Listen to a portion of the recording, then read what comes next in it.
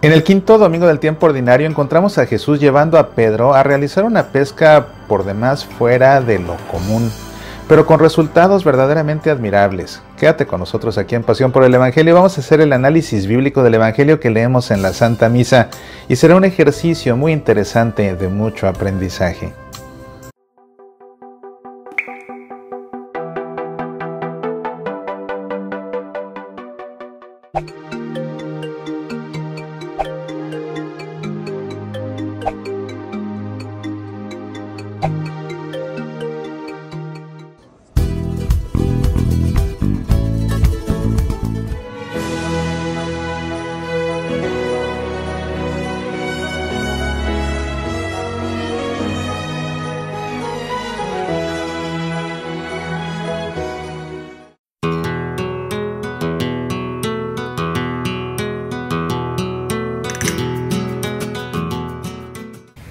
Hola, te saluda tu amigo Mauricio Pérez. Estamos en el mes del amor y por esa razón te invito a que reflexiones conmigo acerca de la más grande bendición que Dios nos ha dado después de la vida, la capacidad de amar y también lo hermoso que es poder ser amados.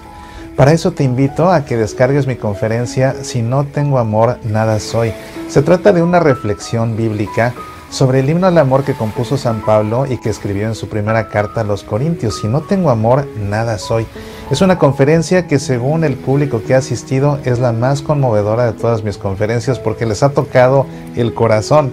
Es una conferencia ideal para toda persona que ama a alguien más, o sea, para todos, para los enamorados, para los esposos, para los padres, pero también para los hijos, para los hermanos, incluso para los amigos. Si no tengo amor, nada soy, nada. Lo que le da sentido a nuestra existencia es el amor. Reflexiona pues conmigo acerca del amor en este mes del amor. Visita nuestro sitio semillasparalavida.org y descarga esta conferencia. No te vas a arrepentir. Apasionate por nuestra fe.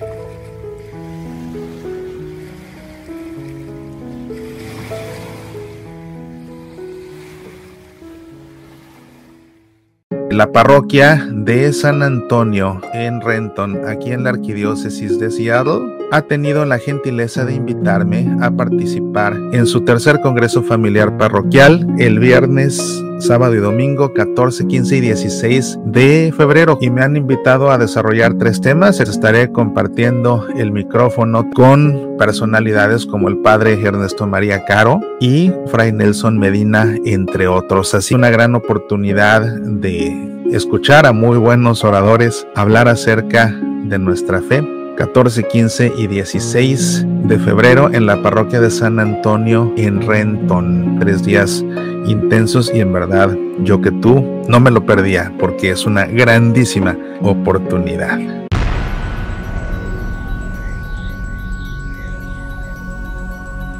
Este quinto domingo del tiempo ordinario continuamos con el Evangelio según San Lucas, dado que estamos en el ciclo litúrgico C, y en esta ocasión leemos en la Santa Misa un pasaje por todos conocido, ese que tiene que ver con la pesca milagrosa. Sin embargo, cuando nos detenemos a hacer un detallado análisis narrativo de esta perícopa, podemos encontrar muchos detalles que nos ayudan a comprender mejor el mensaje de este texto. Te invito a que leamos la lectura como se lee en la Santa Misa, para de ahí proceder a realizar el análisis bíblico y terminar, como es una costumbre aquí en nuestro programa, con un momento de oración. Te invito a que antes que otra cosa nos pongamos en presencia del Padre y del Hijo y del Espíritu Santo. Amén. Esto es lo que nos dice Lucas en su Evangelio. Estando Jesús a la orilla del lago de Genezaret, la gente se agolpaba a su alrededor para oír la palabra de Dios. En esto, vio 2 barcas que estaban a la orilla del lago. Los pescadores habían bajado de ellas y estaban lavando las redes. Subió entonces a una de las barcas, que era de Simón, y le rogó que se alejara un poco de tierra. Se sentó y empezó a enseñar desde la barca a la muchedumbre. Cuando acabó de hablar, dijo a Simón: boga a mar adentro y echad vuestras redes para pescar. Simón le respondió: Maestro, hemos estado bregando toda la noche y no hemos pescado nada, pero basta que tú lo dices, echaré las redes. Así lo hicieron y pescaron tan gran cantidad de peces que las redes amenazaban con romperse. Entonces llamaron por señas a los compañeros de la otra barca para que vinieran en su ayuda. Vinieron pues y llenaron tanto las dos barcas que casi se hundían. Al verlo, Simón Pedro cayó a las rodillas de Jesús diciendo: «Aléjate de mí, Señor, que soy un hombre pecador». Y es que el asombro se había apoderado de él y de cuantos con él estaban a causa de los peces que habían capturado. Y lo mismo les ocurrió a Santiago y a Juan, hijos de Zebedeo, que eran compañeros de Simón. Jesús dijo a Simón: «No temas, desde ahora serás pescador de hombres». Llevaron a tierra las barcas y dejándolo todo, le siguieron. Este es un texto que encontramos también en otros evangelios, pero la forma como lo cuenta Lucas es una forma muy elaborada, con detalles que hacen que este texto sea incluso dramático. Como ya te he contado en otras ocasiones, podríamos decir que Lucas era un gran novelista. Su forma de relatar las historias hace que siempre aparezcan cargadas de cierto drama, y este no es la excepción. Y cuando vayamos haciendo el análisis narrativo, vas a comprender por qué te digo lo que te digo. Esta perícopa que leemos en esta ocasión en la Santa Misa es la de la vocación de los 4 primeros discípulos. Su contexto inmediato todavía pertenece a esta gran sección del Evangelio según San Lucas acerca del ministerio de Jesús en Galilea. El contexto inmediato, lo que sucede antes y lo que sucede después, bueno, antes terminan las aventuras, por así decirlo, de Jesús en Cafarnaúm. Después de realizar diferentes prodigios en Cafarnaúm, Jesús se aparta, y eso lo vemos en esa última perícopa, en que Jesús sale ocultamente de Cafarnaúm y recorre Judea. Y la perícopa posterior a esta de la vocación de los primeros 4 discípulos es la perícopa de la curación de un leproso. Los actores que intervienen, pon atención, son en primer lugar Jesús, por supuesto, también la gente que se congrega a la orilla para escuchar lo que Jesús está predicando, Simón, el pescador, y también Santiago y Juan, y además otro grupo de pescadores que venían en la barca de Simón. Como que son mencionados de refilón, pero también intervienen, y vamos a ver más adelante cuál es su papel. Vámonos versículo por versículo. Comienza diciendo que estando Jesús a la orilla del lago de Genesaret. Este lago de Genesaret es también conocido como el mar de Galilea. Algunos consideraban que era un mar por su extensión, pero en realidad era un lago. Era un gran lago que medía 21 kilómetros de norte a sur por 12 kilómetros de oeste a este. Tiene la característica este lago de ser el cuerpo de agua dulce más bajo del mundo, ya que se encuentra ubicado a 212 metros por debajo del nivel del mar. Su profundidad es de unos 48 metros más o menos. Y se conoce como lago de Genesaret porque en hebreo se conoce como el lago de Kineret. Kineret significa que tiene forma de quiner. El quiner eran las arpas antiguas. Con ese instrumento incluso se salmodiaba. Algunos de los salmos se entonaban precisamente acompañándose de un quiner. Y si te fijas en la forma de este lago, pues tiene precisamente la forma de una arpa antigua. Por eso es que el arpa era el quiner, el lago se llamaba Kineret, y de ahí en español Genesaret, pero también era conocido, te digo, como el mar de Galilea. De manera que este episodio sucede justamente aquí en estas orillas, ahí en las costas de Cafarnaúm, a las afueritas de Cafarnaúm, que es donde Jesús había realizado sus diferentes prodigios. Es ahí donde Jesús está predicando. Algo muy importante a tomar en cuenta es que precisamente estando Jesús en Cafarnaúm, entra a la casa de Simón y es ahí donde cura a su suegra que se encuentra enferma. Y esa es la primera vez que Simón es mencionado en el Evangelio, y no por él mismo, sino porque Jesús cura a su suegra. Vamos a continuar leyendo porque vas a ver ese detalle, lo importante que resulta. La gente se agolpaba a su alrededor para oír la palabra de Dios. Este concepto es interesante, la palabra de Dios. Fíjate cómo la gente que comenzaba a escuchar en realidad no descubrían todavía que Jesús fuera el Mesías. Algo veían en él, les cautivaba lo que enseñaba, por supuesto se admiraban de sus prodigios, pero no necesariamente lo reconocían como el Hijo de Dios, como para afirmar que lo que Jesús decía era la palabra de Dios, o como para ya ellos deliberadamente ir a escuchar a Jesús para de él escuchar la palabra de Dios. Este término, palabra de Dios, logon tuteu, era la forma como en los tiempos de los primeros cristianos se conocía ya las enseñanzas de Jesús. Era a fin de cuentas el Evangelio. Esta expresión era lo que Lucas en su momento aprendió cuando fue catequizado. De manera que Lucas está aquí empleando un término técnico para referirse a la predicación de Jesús. En Mateo, cuando cuenta este episodio, vemos a Jesús predicando parábolas. Pero aquí Lucas lo llama de esta forma palabra de Dios, refiriéndose pues a esa enseñanza que después en su tiempo él recibirá, al igual que muchos cristianos o muchos que están siendo catequizados para ser cristianos, pues es el Evangelio a fin de cuentas. ¿Ves? Es un término técnico que emplea aquí. En esto vio dos barcas que estaban a la orilla del lago. Los pescadores habían bajado de ellas y estaban lavando las redes. Cuando vemos aquí los pescadores y luego vemos que son mencionados Pedro, Santiago y Juan, podemos sospechar así de bote pronto que ellos tres eran los únicos que venían en esas barcas y que habían bajado y que estaban ahora lavando las redes. Estas barcas para pescar eran barcas que pues medían 8 metros. Para que te des una idea, estas barcas medían 8 metros. Si la comparas con un autobús escolar, esos autobuses amarillos que llevan a los niños a sus colegios, esos autobuses miden 12 metros. Entonces, pues estas barcas eran un poco más pequeñas que un camión, un autobús escolar. Y daban cabida a 15 pasajeros. Y es que para realizar la pesca, pues no lo podía hacer una persona sola por el tipo de pesca. La forma como ellos pescaban, fíjate que era muy interesante. Pescaban de noche, pescaban cerca de las orillas. Y la forma de pescar no era tirando cañas, sino que ellos tenían unas redes y a lo largo, en todo el perímetro de la red, tenían sujetos diferentes pesos. De manera que ellos arrojaban la red y la red caía sobre pues la superficie, sobre el fondo del lago, mejor dicho, caía sobre el fondo del lago y entonces atrapaba los peces que quedaban por debajo de la red. Les quedan los peces aquí.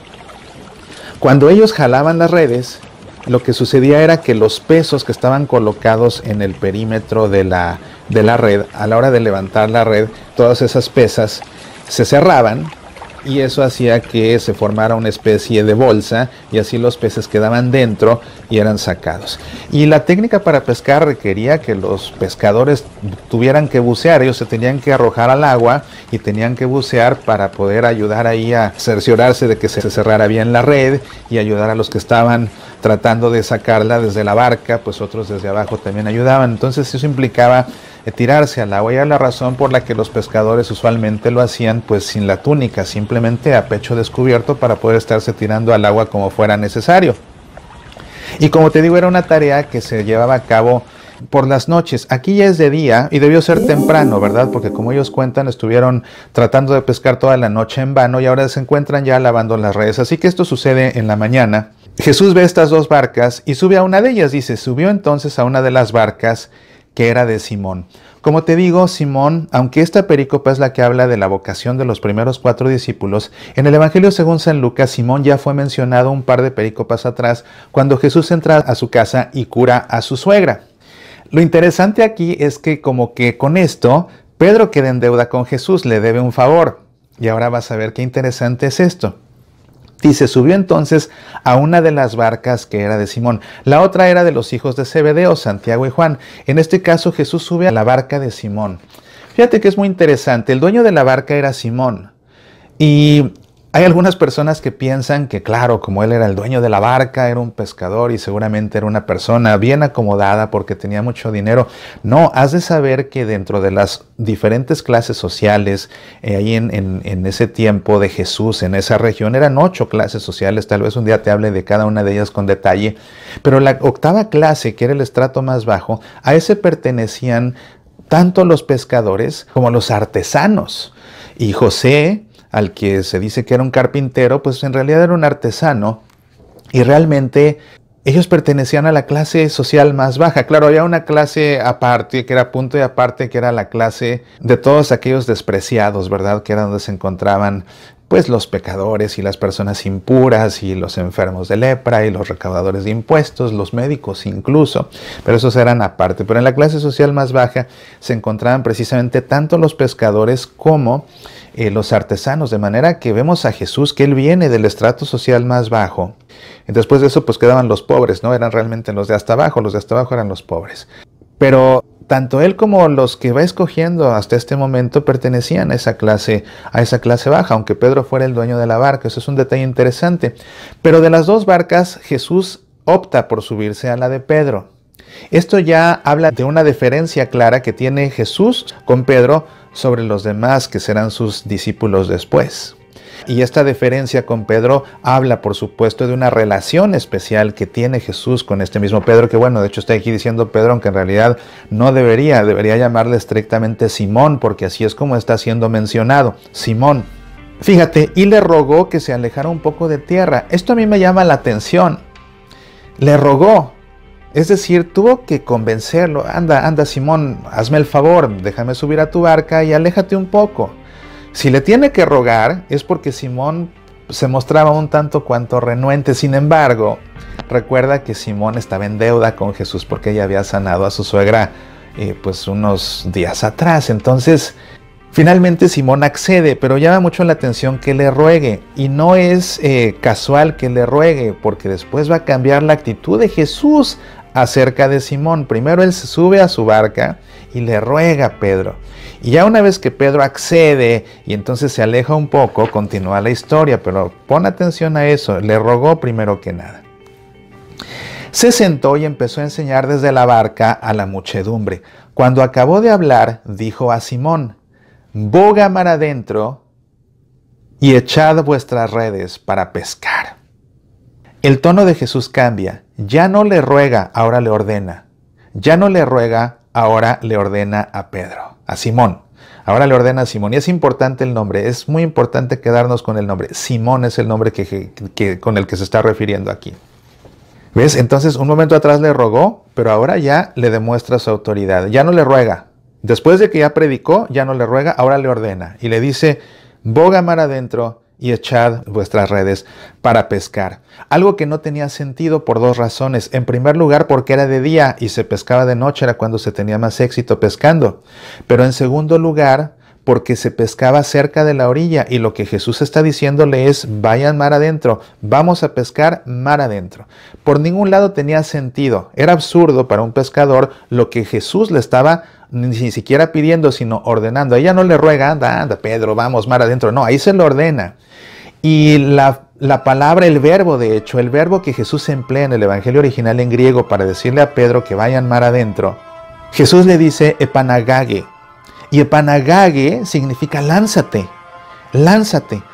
Y lánzate así en el mismo sentido que nosotros le decimos a alguien: lánzate, es decir, con arrojo, con valentía. Tú lánzate con entusiasmo, lánzate mar adentro. Epanagage, lánzate mar adentro, es lo que le está diciendo realmente Jesús. Y echad vuestras redes para pescar. Simón le respondió: Maestro, hemos estado bregando toda la noche y no hemos pescado nada. Aquí me llama mucho la atención la forma como Simón se dirige a Jesús. Aquí, cuando vemos el original en griego, nos damos cuenta de que Simón no le está diciendo a Jesús maestro, porque el término griego para referirse al maestro es didáscalos, y no le está diciendo didáscalos. Lo que Simón le está diciendo aquí a Jesús es más bien epistates. Y epistates en griego significa jefe, incluso significa presidente. Es lo que le está diciendo realmente Simón a Jesús. Le dice: jefe, hemos estado bregando toda la noche. Es lo que realmente le dice jefe. No le dice maestro didáscalos, le dice jefe, epistates, pero así como jefe supremo, porque te digo, epistates incluso significa presidente. Entonces lo reconoce así como jefe supremo. Oye, jefe supremo, hemos estado haciendo esto toda la noche y lo hemos hecho en vano, ¿ves? Y este término es muy interesante porque incluso Lucas lo menciona, lo emplea en su evangelio 6 veces más. 6 veces más en el evangelio de Lucas, Jesús no va a ser llamado didáscalos, sino que va a ser llamado epistates, y de hecho en el vocativo, porque es cuando alguien se refiere a él en segunda persona, entonces el término es epistates, pero como se van a referir a Jesús es epistata, que es lo que dice aquí Pedro cuando le dice epistata, es decir, en forma vocativa. Hemos estado bregando toda la noche y no hemos pescado nada, pero basta que tú lo dices y echaré las redes. Entonces aquí lo que está demostrando Simón es una confianza total. Claro, él ya vio cómo curó a su suegra, pero aquí demuestra una confianza total, porque así como primero Jesús le tuvo que rogar para que se alejara, para que lo dejara predicar ahí desde su barca, en esta ocasión ya Simón no se hace de rogar. Una vez que él se lo ordena, él dice, aunque esto no tenga sentido, aunque ya intentamos toda la noche y en vano, y además se pesca en las orillas, no mar adentro, pues aunque tú nos digas que vayamos de día, y aunque tú nos digas que vayamos mar adentro, y aunque nosotros ya lo hicimos como sí se debe hacer y fracasamos, dice aquí, jefe, gran jefe, jefe supremo, basta que tú lo dices, echaré las redes. Aunque no tenga sentido, basta que Jesús se lo diga. Y entonces ahí lo que nos damos cuenta es de que Simón tiene una confianza plena en lo que Jesús le diga. Ese es el respeto que le tenía Simón a Jesús. Esa era la admiración que le tenía Simón a Jesús. ¿Te das cuenta? Que le tenía tanta admiración, que le tenía tanto respeto, que en consecuencia le tenía confianza plena. Lo que tú digas, por absurdo que sea, vamos y vamos a hacerlo.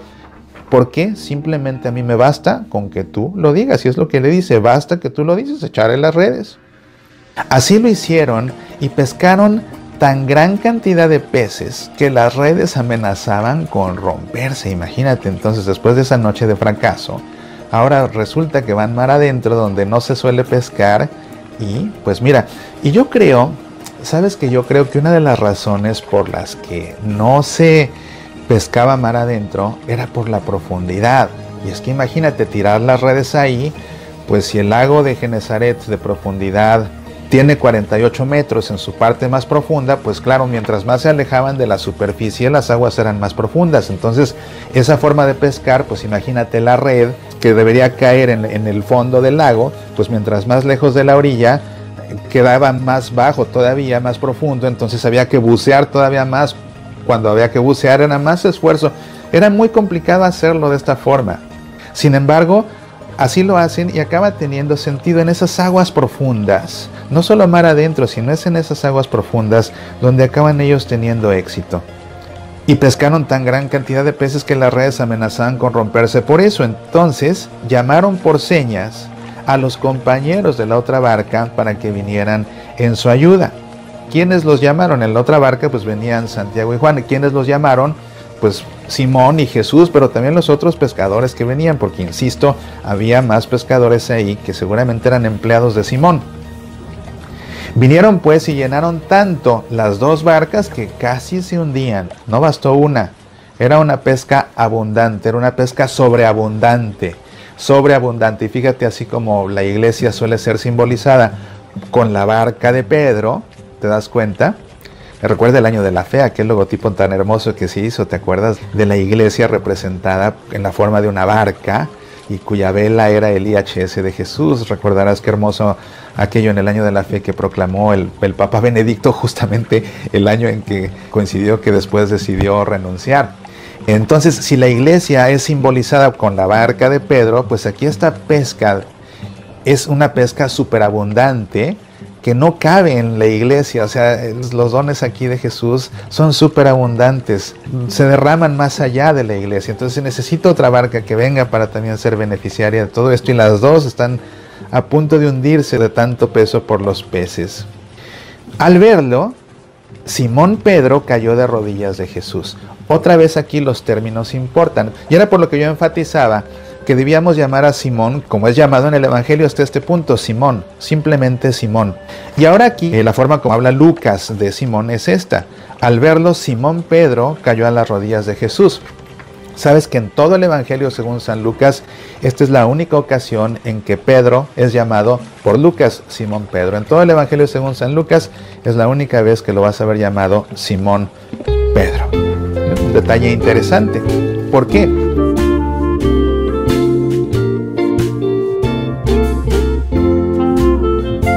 La vida está llena de momentos inolvidables, si es que sabemos encontrarlos y entonces vivirlos al máximo. Bajo la lluvia relata uno de ellos. Bajo la lluvia, un cuento de amor y nostalgia del escritor Mauricio Pérez. Disponible en edición impresa y Kindle en Amazon y ahora también en audiolibro leído por su autor. Descarga el audiolibro solo de semillasparalavida.org. Bajo la lluvia, un cuento de amor y nostalgia.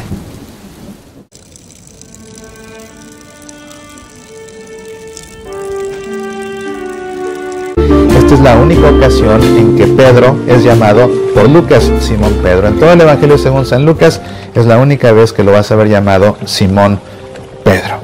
Es un detalle interesante. ¿Por qué? Porque hasta estas alturas de quien se estaba hablando era de Simón el hombre, de Simón el pescador. Pero ahora esta reacción que vamos a ver adelante ya no es la reacción simplemente de Simón el hombre, de Simón el pescador. Es la reacción del primer apóstol, y de un apóstol que incluso no solo es Simón, sino que además es Pedro. Él va a ser, después de Jesús, él va a ser el que se quede en su lugar como la cabeza, va a ser su vicario. En tiempos de Lucas, como alguien que se convierte al cristianismo después como evangelista, pues Pedro será el representante de Jesús. Entonces esta reacción que viene ya no es la de Simón el hombre, es la reacción de Simón Pedro. Es la reacción del que va a ser un día el vicario de Cristo, de esa piedra sobre la que Cristo edificará su iglesia. Eso es importante, porque esta es la reacción entonces de él. Dice, al verlo, Simón Pedro cayó a las rodillas de Jesús. Es decir, su reacción fue de una gran humildad, pero de una gran humildad motivada además por un gran asombro, como dice aquí. Cayó a las rodillas de Jesús diciendo, aléjate de mí, Señor, que soy un hombre pecador. Es increíble esto porque, bueno, no increíble en el sentido de que sea difícil de creer, sino que en el sentido de que nos maravilla la reacción de él.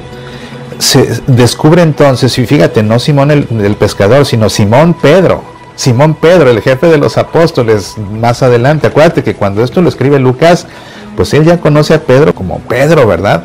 Con el papel que tiene, pues, así como hablaba ya Lucas de la palabra de Dios, ¿verdad? Que en estos tiempos para los oyentes de Jesús no necesariamente entendían que esto fuera la palabra de Dios. Ya Lucas así la llama porque así es como él aprende ese término. Bueno, pues de este Pedro a quien él conoce con esa importancia que tiene en su papel, entonces él es el que reacciona así, reconociéndose un pecador ante la grandeza de ese Jesús que acaba de provocar esa pesca milagrosa.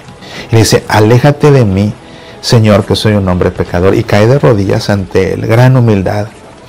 Es decir, Pedro se anonada.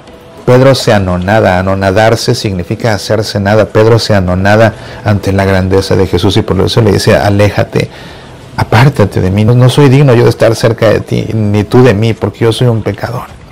Y dice la explicación ahora, y es que el asombro se había apoderado de él y de cuantos con él estaban. Por eso te digo, venían más pescadores con él, porque dice aquí, el asombro se había apoderado de él y de cuantos con él estaban a causa de los peces que habían capturado. Y lo mismo les ocurrió a Santiago y a Juan, hijos de Zebedeo. ¿Ves? Entonces, cuando dice aquí, el asombro se había apoderado de él, de Simón Pedro, y de cuantos con él estaban, pues esos cuantos con él estaban eran los otros pescadores que venían en su barca, que como te digo, debieron ser los empleados de Simón. Y lo mismo les ocurrió a Santiago y a Juan, hijos de Zebedeo, que eran compañeros de Simón. Jesús dijo a Simón, no temas, desde ahora serás pescador de hombres. Y es que esta pesca abundante no es más que el presagio de la exitosa que será la misión de Pedro como pescador de hombres. Pedro tuvo que salir de su zona de confort, de lo que le daba seguridad, de lo lógico incluso, de lo que funcionaba. Tuvo que alejarse de todo eso para navegar mar adentro y ahí pescar en las aguas profundas, y es entonces donde su pesca es por demás exitosa. Y esto es un presagio de que él como pescador de hombres, su misión como pescador de hombres también va a ser por demás exitosa. Esto es simplemente el presagio de que así será. Llevaron a tierra las barcas y dejándolo todo, le siguieron. ¿Quiénes? Pues los primeros discípulos, que fueron Pedro y Santiago y Juan, los hijos de Zebedeo. Y esto también es interesante porque cuando Jesús convoca a sus apóstoles en los otros evangelios, a diferencia de este de Lucas, Lucas es el único que especifica que dejándolo todo, lo siguieron. En los otros evangelios simplemente lo siguen. En Lucas lo dejan todo, y con esto Lucas subraya la radicalidad de ese seguimiento, el todo por el todo. Han aprendido aquí, fíjate, han aprendido aquí que hay que dejar la seguridad para seguir a Jesús, y lo aprendieron de una forma muy vivencial. Lo que les daba seguridad, que era saber su oficio, que era saber pescar de noche, que era saber pescar a las orillas, ahora tienen que hacer lo que no tiene sentido en lo absoluto, y se dan cuenta que es ahí donde las cosas funcionan, simplemente porque Jesús dijo que así hicieran las cosas. Entonces, ante eso, responden con esa radicalidad, dejándolo todo para seguir a Jesús. Como te digo, es un texto muy hermoso. La forma como está compuesto aquí, como está narrado, mejor dicho, porque no lo inventó Lucas, la forma como lo narra Lucas, hay detalles muy sutiles que nos van dejando ver el drama, ver, ¿verdad? Este Jesús que le ruega primero a Pedro, pero que después le ordena, ahora sí, para demostrarle quién es el jefe ahí. Y precisamente le ordena, y la respuesta de Pedro no es maestro, la respuesta real de Pedro, de Simón, otra vez de Simón, fue jefe, gran jefe, ¿verdad? Epistata, no didáscalo, sino epistata. Pues lo hemos hecho toda la noche, no ha funcionado, pero basta que tú lo digas, vamos y hagámoslo, ¿verdad? Y luego la reacción ya de Simón Pedro, anonadándose ante la grandeza de ese epistates, de ese gran jefe, y sabiendo que su nueva misión, su trabajo será ahora otro, pero sabiendo que va a ser igual de exitoso, simplemente porque Jesús se lo dijo. Un texto muy, muy, muy hermoso realmente, que espero que hayas disfrutado, y que este análisis narrativo te ayude a comprenderlo mejor y te ayude también a apreciar la belleza, porque también la palabra de Dios no solamente es para estudiarla. Por supuesto, la importancia de estudiarla es comprenderla, porque comprendiéndola mejor comprendemos más lo que Dios quiere revelarnos. Pero también tenemos que apreciarla, tenemos que saborearla, porque a fin de cuentas la palabra de Dios es dulce, la palabra de Dios es bella, y cuando Dios le pone su palabra o le presta su palabra a alguien tan talentoso como Lucas para que con su pluma escriba textos tan hermosos, pues la palabra de Dios acaba siendo verdaderamente fascinante. La lección para nosotros pues es clara, ¿verdad? Hay que hacer lo que Jesús nos diga, por absurdo que pueda parecer, y muchas veces ese seguimiento de Jesús implicará dejar aquello que nos da seguridad y navegar mar adentro para tirar nuestras redes en aguas profundas, simplemente porque Jesús así nos lo pide, o mejor dicho, así nos lo ordena, porque aquí en este caso no es el didáscalos, el maestro, es el epistates, el gran jefe. Y de esta forma te invito a que esto que hemos escuchado, que hemos aprendido, reflexionado, lo guardemos ahora en nuestro corazón y nos dirijamos ahora nosotros al Señor en este momento de oración. Te invito, como siempre, a que por un momento cierres tus ojos y con tu mano puesta sobre tu corazón hagas eco a estas palabras. Sube a nuestra barca, Señor.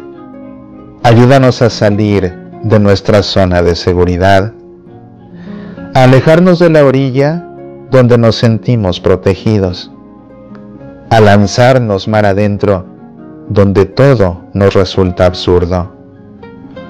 Muéstranos dónde arrojar nuestras redes para tener una pesca abundante, una pesca de almas sedientas de ti, una pesca de corazones que quieran amar como tú. Una pesca de vasijas rotas que necesiten ser resanadas. Una pesca de cuerpos enfermos que a gritos piden ser curados. Muéstranos dónde arrojar nuestras redes y ayúdanos a hacer señas a las barcas cercanas para que se unan a nuestra empresa y nos asistan a sacar las pesadas redes, que es mucho el trabajo por hacer. No somos dignos de llevarte nuestra barca. Nuestros pecados ante tu grandeza nos reclaman por ser como somos en verdad. Pero tú eres bueno con nosotros y no te cansas de bogar en nuestra barca. Señor de las pescas milagrosas, amigo de aguas profundas, ven siempre en nuestra barca, Señor. Amén. En el nombre del Padre, y del Hijo, y del Espíritu Santo. Amén. Pues yo sinceramente espero que este ejercicio de análisis bíblico te haya ayudado a comprender mejor la palabra de Dios y que al hacerlo te sientas más cerca de Él. Estoy seguro de que esta explicación junto con la homilía que predique tu sacerdote en la Santa Misa te ayudarán a que la palabra de Dios resuene en tu corazón. Abre tu corazón, no solo tus oídos, y presta atención porque estoy seguro de que a través de este texto Jesús tiene algo que decirte a ti en este momento preciso de tu vida. Nos vemos la próxima semana para seguir analizando el Evangelio que leemos en la Santa Misa aquí en Pasión por el Evangelio. A lo largo de la semana podemos seguir conversando, por supuesto, en el programa de radio Semillas para la Vida, ya sea en tu estación de radio católica o en nuestro sitio semillasparalavida.org. Que a lo largo de esta semana Dios derrame sobre ti abundantes bendiciones y por favor tú, busca cualquier pretexto es bueno para ser tú mismo una bendición de Dios en la vida de los demás. Apasionate por nuestra fe. ¿Judas Iscariote traicionó a Jesús por cuenta propia o fue un instrumento de Dios para desencadenar el proceso de la crucifixión y de nuestra redención? ¿Por qué le pagaron precisamente 30 monedas de plata por vender a Jesús? ¿Cómo fue que murió Judas en verdad? ¿Piensas que murió ahorcado? Debes leer bien lo que dice el Nuevo Testamento y debes leer también mi libro Judas, traidor o instrumento de Dios, un detallado análisis bíblico que se lee como una novela de misterio y que nos muestra quién fue Judas en verdad. Disponible en Kindle y edición impresa en semillasparalavida.org y también en amazon.com. Ahora disponible también en audiolibro, descárgalo en semillasparalavida.org/Judas.